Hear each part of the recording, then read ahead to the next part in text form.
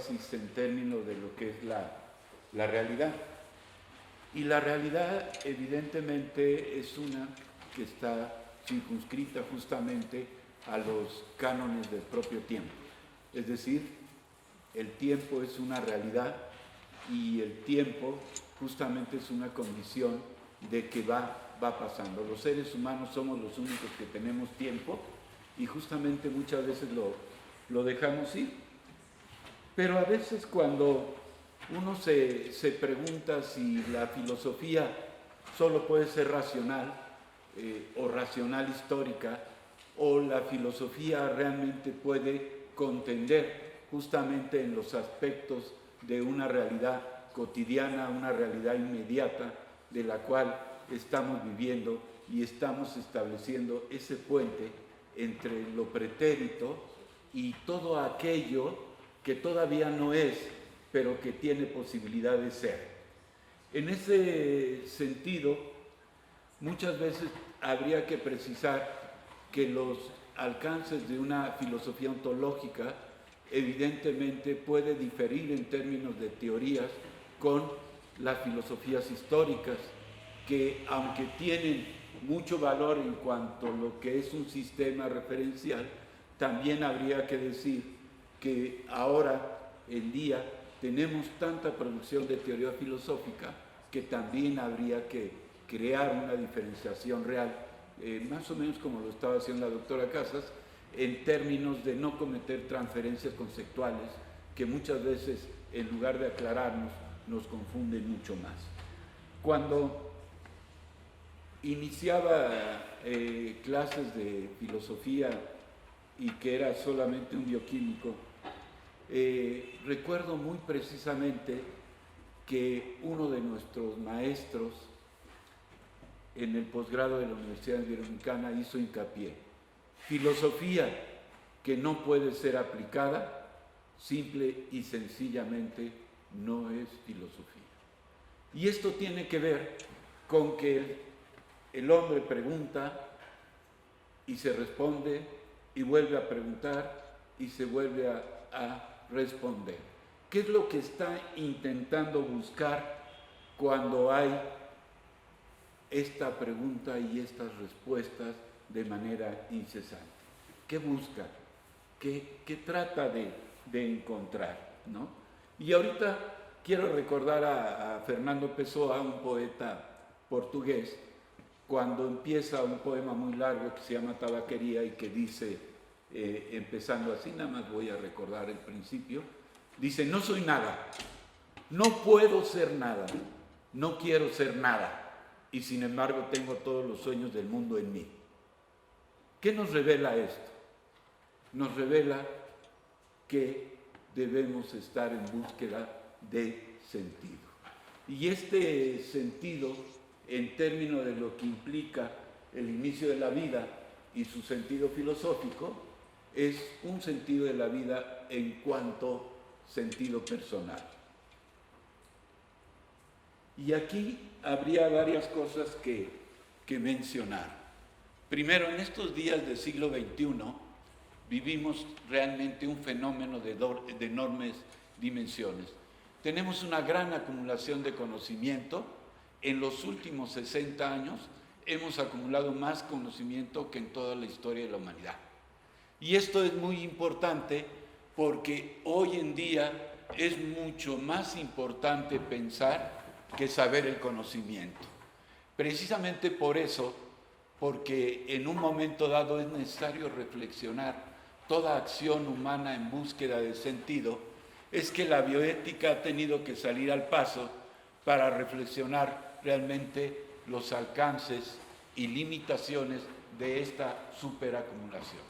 Y realmente esta superacumulación, en un momento dado en términos de producción, pues nos rebasa de manera tan importante que si tuviéramos que saber cuántos documentos publicados cada día tendríamos que revisar para nuestra propia disciplina, no nos alcanzaría realmente la vida para poder hacerlo.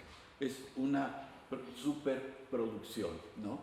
Y sin embargo vivimos una realidad en donde evidentemente tenemos contradicciones, tenemos aciertos, tenemos también la consideración de que el ser humano no puede ser absoluto en términos de comportamiento, tenemos enfermedades, ¿no?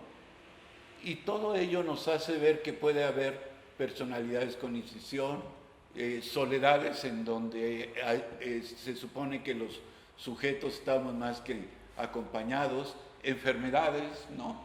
Que realmente la precisión de la enfermedad en cuanto a vulnerabilidad es la que nos recuerda que la enfermedad es lo más vulnerable de nuestra propia vulnerabilidad, ¿no?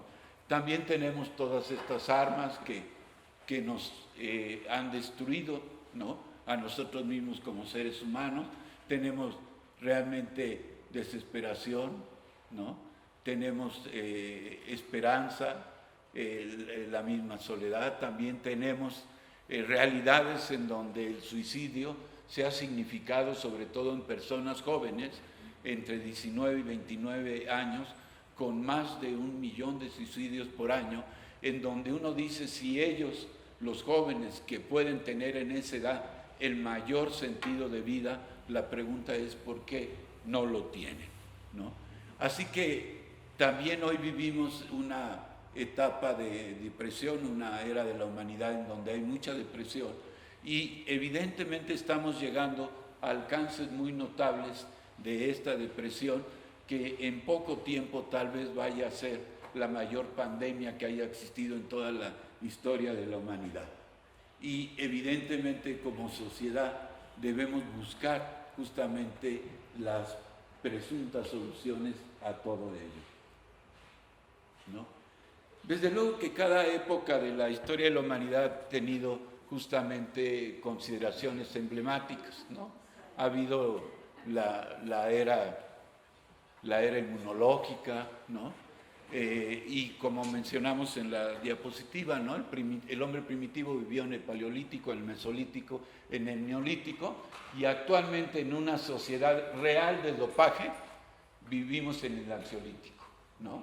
Y esto evidentemente ha llevado a esta preocupación que ya seguramente han expresado en relación a la bioética, en este aspecto de conjugar disciplinas en donde podemos llegar a diferentes alcances en la propia sociedad y en la propia cultura para poder realmente entender qué es lo que realmente tenemos en términos de conocimiento. Y al decir conocimiento no me refiero nada más al científico, me refiero al conocimiento humano integrado, ¿no? De tal manera que vemos relación justamente a las autoridades sanitarias, a los derechos humanos, al conflicto de intereses, a la investigación integral farmacológica, a las malas prácticas farmacéuticas, incluso al fraude científico que hoy en día es una realidad y a que destacadísimos hombres de ciencia los tiene en la cárcel actualmente, y muchos otros fenómenos que en términos sociales realmente se expresan de manera importante, ¿no? También vivimos de manera paralela al desarrollo de las propias teorías científicas, vivimos también la inteligencia artificial. Hay preocupaciones notables justamente de establecer réplicas desde esta inteligencia artificial a lo que es el ser humano en términos de toda la integralidad de lo que es su biología. Y desde luego que esto también nos lleva a toda esta posibilidad de si somos humanos, poshumanos, transhumanos, preguntas que desde el día de mañana se van a empezar a contestar justamente en el contexto del Congreso. Pero realmente la idea que podríamos tener en términos de lo que es la singularidad tecnológica y el mejoramiento humano, si va dirigido realmente a través de un sentido para tratar realmente de poder realmente ser mejores como ser humano, pues sería realmente bienvenido. Realmente entre aquella parte de la ciencia que ha tenido una gran espectacularidad está la biotecnología, ¿no? Que ha dado la oportunidad realmente de develarnos a nosotros mismos y cómo se ha convertido los tiempos naturales en tiempos humanos. Y desde luego que no solamente esto nos ha hecho a realidades que parecían nunca pudiéramos llegar, también es cierto que también han influido para cambiar nuestros modos de vida y nuestras formas de pensar, ¿no?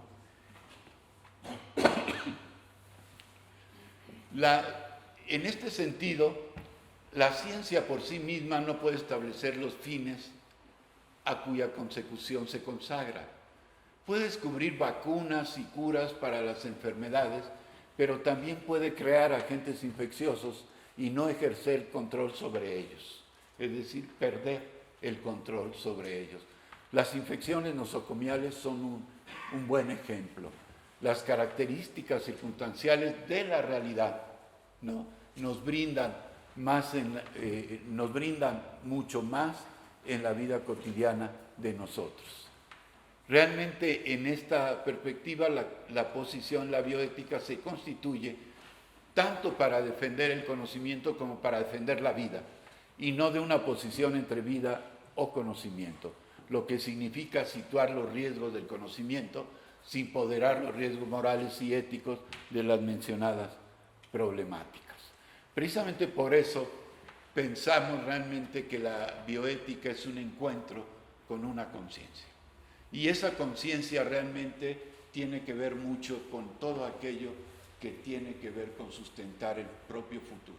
Y realmente proponer cuestiones probablemente para gente que nunca vayamos a conocer, probablemente para gente que en un momento dado nunca vaya a tener un recuerdo puntual de cada uno de nosotros, pero que estaría implicando realmente, si hablaba la doctora Casas de cuestiones ideales, pues realmente es una cuestión ideal pensar en una sociedad de bienestar, ¿no? Pero, sin embargo, el hecho de que sea ideal no se borra de nuestra propia aspiración, ¿no? Por eso, en términos reales, en todo este sentido de la vida en sí misma, toda la vida en sí misma está ligada a una metafísica, ¿no? Es decir, a la neta, a esa verdad que está revelada frente a nuestros ojos y que luego en muchas ocasiones ni siquiera la podemos percibir. Y esta circunstancia es real en todos aspectos. En la investigación, si no tenemos claro las finalidades y los medios para llegar a productos de investigación, podemos tener la verdad aquí enfrente de nosotros y no la vamos a ver, ¿no? Porque todo esto tiene que ser producto de un proceso. Si no tenemos procesos, no podemos estar realmente entendiendo, ¿no? En una existencia circunstancial en donde el ser humano en su vulnerabilidad no tiene manera de elegir, y esto es una realidad. Nosotros los seres humanos no elegimos a nuestros padres, no elegimos el país que vamos a nacer, no elegimos el idioma que vamos a hablar, es decir, no tenemos posibilidad de elegir, pero evidentemente, ¿no?, en este lugar del mundo en donde nacemos, ¿no?, en este lugar donde vamos a desplegarnos en esa transición, ¿no?, de desarrollo que nos está implicando justamente el reto de nuestra personalidad, pues es evidente que tendríamos que básicamente encontrar la idea de sentido en la propia realidad. Entonces, el sentido de la vida hay que atribuirlo al individuo, ¿no? Se refería a la doctora Casas como ser humano, ¿no? Pero solo en función de la persona. Desde que la vida es proyecto, el pensamiento es vital en valores y sustentabilidad, ¿no? Y tal vez solamente pensando en una propuesta, ¿no?, esta pregunta que hacía la doctora, ser humano o persona, y que pudiéramos diferenciarlo entre lo que sería racionalidad y plan de vida, también tendríamos que contemplarlo en un sentido antropológico y social, es decir, el hecho de entendernos como existentes. No sé si alguno de ustedes sabe lo que quiere decir la palabra existir. ¿Qué quiere decir existir? Todos somos existentes, todos los que estamos aquí, ¿no es cierto? Existimos. ¿Pero por qué existimos? Desde que se tiene conciencia de ser, desde que se es consciente. eso es muy interesante. Pero la verdadera intencionalidad de existir es que tenemos conciencia de nuestra finitud en el tiempo, ¿no? Y esto quiere decir, ¿qué quiere decir? Que tenemos conciencia de que vamos a morir. Entonces, en este sentido, también es importante el hecho de poder pensar en este aspecto de lo que implicaría lo que es la propia palabra ser. En este ser, en última instancia, es soy, y en este momento que soy, todavía no agoto todo lo que puedo ser, ¿no? Y esto es lo que en un momento dado va significando el futurar desde la propia filosofía, desde la propia ontología, para estar constituyendo el futuro. Y digo con toda idea constituyendo, porque el futuro de nosotros los seres humanos es ir logrando ensambles, ¿no? No construir, porque sería muy padre decir que construimos la vida, pero en realidad la estamos constituyendo, encontrando ensambles que nos van ligando cosa con cosa, y eso es lo que implica la idea del propio ser, ¿no? Recuperando esta cita, el ansia de conocer aquello de donde nacen todos los seres, lo que les hace vivir después de nacer, hacia lo que todos caminan y en lo que han de hundirse finalmente, eso es Brahman, ¿no? Y esto es entendiendo realmente lo que empieza a constituirse como ese proyecto de vida que en un momento dado los alcances sociales, culturales, ¿no? Nos hacen preguntarnos cuál es el sentido real de la vida, cuál es la razón de ser y la finalidad o propósito de la vida y de la existencia humana. ¿Por qué hay algo y no más bien nada? ¿Qué es todo esto? ¿Por qué y para qué estamos aquí? ¿De dónde venimos? ¿A dónde vamos? ¿Cuál es nuestra función en la vida? ¿Todo acaba tras la muerte? ¿Es esto todo lo que hay? Una vida incierta y breve, salpicada de dolores y alegrías, y más aún de momentos anodinos en medio de dos oscuridades eternas. ¿Cuál es el sentido o el valor del sufrimiento? ¿Existe un objetivo último que puede dar sentido a nuestras luchas y dolores y dirección a nuestros anhelos y a nuestra acción? Decía un poeta barroco: oh mundo, ¿por qué en tus prisas hay más llantos que risas? ¿No? Y esto evidentemente nos sigue a ser precisando la importancia de lo que es la búsqueda de sentido, ¿no? Y esta búsqueda de sentido quizá haya sido la indagación más apasionada del género humano, una búsqueda que ha constituido el aliento de incontables religiones y filosofías. Estas últimas, en todas las épocas y culturas, han buscado dar respuesta a preguntas como las anteriormente formuladas, o al menos indagar en sí si es posible alcanzar tales respuestas. Es decir, en sí se trata de las preguntas con sentido o solo modos de hablar sin referente real. Cuando vemos en el sentido real de lo que puede ser toda la propia investigación, nos damos cuenta que la investigación nos depara cosas muy importantes. Por ejemplo, en investigaciones clínicas, doble ciego, ¿no? Para indagar medicamentos contra cáncer de próstata, por ejemplo, ¿no? El propio médico ve que hay respuesta en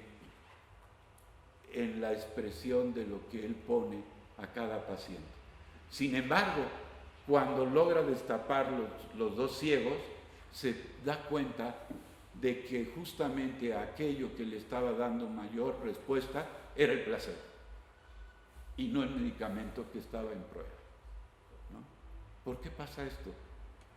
¿Puede solamente un sentido real del conocimiento humano integrado tener la razón en todo lo que implica? ¿O realmente el reto del ser humano es estar encontrando este sentido entre racionalidades, entre teorías, entre preguntas y entre respuestas, que nos dé posibilidad realmente a algo que hoy en la actualidad se ha llamado como el cerebro placebo, ¿no? Y este cerebro placebo evidentemente nos está metiendo a mucho más preguntas y a mucho más cuestionamientos que pueden ser importantes. Pero allí mismo, en la propia ciencia, en la propia investigación científica, se está buscando sentido. ¿Cuál es el sentido que en un momento dado le vamos a dar justamente a aquellas personas que en la primera etapa de su desarrollo al nacer están siendo protegidas, para que podamos realmente primero protegerlos y darles, y después, ¿no?, seguir sustentando, seguir atendiendo cada una de las etapas de su desarrollo?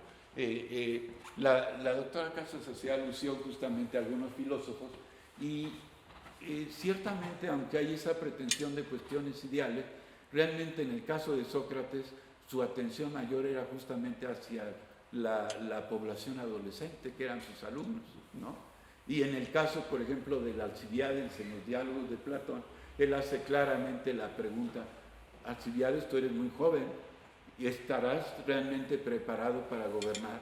¿Estarás realmente preparado para entender todas estas vicisitudes y todas estas aristas que puede tener el ser humano en su relación social, en su relación cultural, ¿no? Y estas serían las mismas preguntas que pretendemos y que compartimos a los alumnos.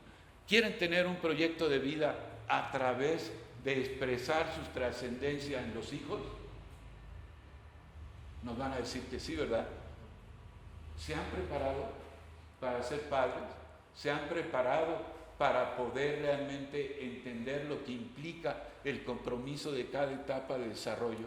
¿Se han preparado realmente para poder sustentar y valorar ese proyecto de vida en el cual un tiempo como padres lo vamos a prodigar, pero después va a haber desapego justamente de los padres y finalmente los hijos hacen lo que ellos quieren hacer, ¿no? A esto se llama autonomía y se llama independencia, pero implicando, ¿no?, las preguntas, ¿no?, que desde la filosofía se hace, realmente tratan de entender a todo aquello que concierne a un ser humano que no es necesariamente uno solo, absoluto, sino que es pleno en diferencias, es pleno en expresiones, es pleno en recursos, es pleno en estilos, y que evidentemente bajo esta circunstancia nos va a dar diferentes concretos, ¿no?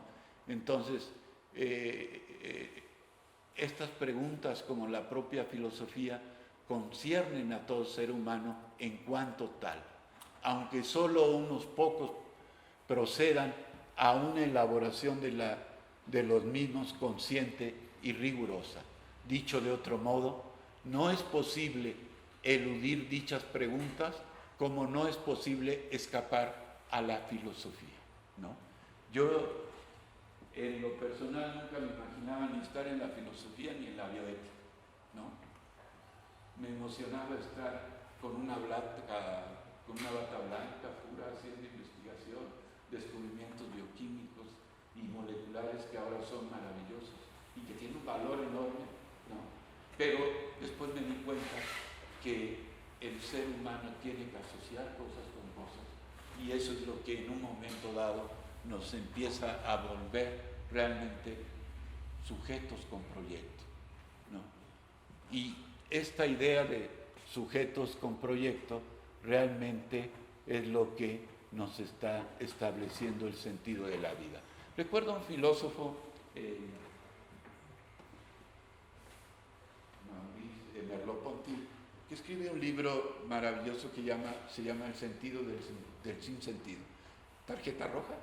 ¿Ya? 5 minutos, doctor. Ok. El sentido del sinsentido, ¿no? Y allí es un poco el darnos cuenta cómo, por un lado, los seres humanos tenemos esta idea de ser alienados, es decir, tener una confusión interna en cuanto a objetivos propios, y enajenados en cuanto a lo que implica realmente el sentido social del propio ser.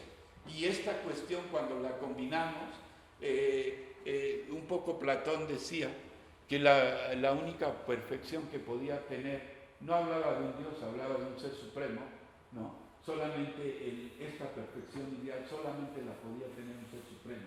Pero los seres humanos, al tener deficiencias, ¿no? Teníamos deficiencias en el cuerpo, podríamos tener deficiencias en la psique, podríamos tener deficiencias en emociones y sentimientos, podríamos tener deficiencias en espíritu, ¿no? El problema de todo ello es que pudiéramos aprender a mantener todo esto en equilibrio, porque decía Platón, el que no está mal del cuerpo está mal de sus expresiones eróticas, y el que no está mal de sus expresiones eróticas está mal de su psique, y el que no está mal de eso está mal de su espíritu, y etcétera, etcétera. Es decir, realmente el equipamiento humano en cuanto a inteligencia es algo que tenemos que desarrollar. Y muchas veces cuando implicamos realmente el desarrollo del propio carácter, ¿no? Entendiendo el carácter como una implicación de instancia social, entonces el desarrollo del carácter es algo que tenemos que ir adaptando a nuestra realidad en esta búsqueda del sentido. Y esto es diferente, evidentemente, a todos aquellos alcances del temperamento biológico, ¿no? Y desde luego que todo ello nos empieza a realmente preocuparnos, preguntarnos, seguirnos preguntando sin pensar si realmente va a haber un límite en cuanto a esto, ¿no? El mismo Nietzsche decía que el ser humano no podía tener de manera estricta una finalidad, ¿no? Y cuando uno escucha cosas como estas, pues realmente empieza uno a encontrar un excedente de sentido, porque podemos encontrar en una sola frase muchas cosas que nos pueden dar este aspecto. El verdadero reto, tal como yo lo puedo entender, es cómo podemos dar justamente a todos aquellos que nacen bajo el amparo de unos padres, de una sociedad, el hecho realmente de implicar a un desarrollo, si no ideal, lo más adecuado en términos de pensarnos en equilibrio, ¿no? La búsqueda de equilibrio, la búsqueda de sentido sería realmente ese proyecto, ¿no? La persona entonces será la resultante, ¿no?, de los múltiples patrones de la vida social y cultural que actúan sobre cada individuo, caracterizándolo como persona, a la manera como el individuo es el resultante de los múltiples genes que interactúan en el cigoto del cual procede. Pero así como carece de todo sentido biológico, al decir que el individuo está prefigurado en los gametos generadores tomados por separado, así también carece de sentido decir que la persona está prefigurada en los componentes sociales y culturales o en las personas que se van a moldear al individuo. Y con esto también habría que decir, ¿no?, si bien es cierto, en muchos aspectos vivimos el efecto Lucifer en nuestras sociedades, es decir, el proceso por el cual las personas se vuelven malas, también tenemos que decir que en el mundo no hay absolutos y que bajo este criterio realmente nos da aperturas para buscar posibilidades, ¿no?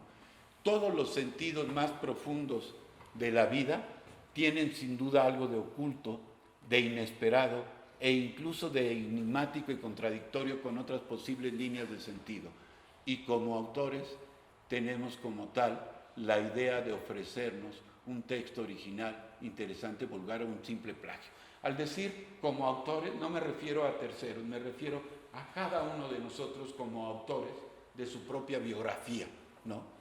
Y me refiero también a la palabra texto como la expresión de toda actividad humana. Es decir, cuántos textos como autores podemos figurar nosotros mismos, ¿no? De tal manera que nosotros mismos podemos ser originales y podemos tener una historia efectual, ¿no?, a partir de la originalidad, que puede ser interesante, vulgar o a veces un simple plagio. Solamente imitamos lo que otros hacen, si solamente aspiramos lo que otros han hecho. Por eso la realidad de los sujetos se determina con base a una historia efectual en una sociedad donde solemos encontrar el sentido del sinsentido y donde la propia sociedad y cultura ha encontrado su cansancio. Y hoy más que nunca necesitamos en conjunto preocuparnos por nuestro mundo o estaríamos condenados a perecer. Ya, maestra Villanueva, ya. Muchas gracias y con esto termino.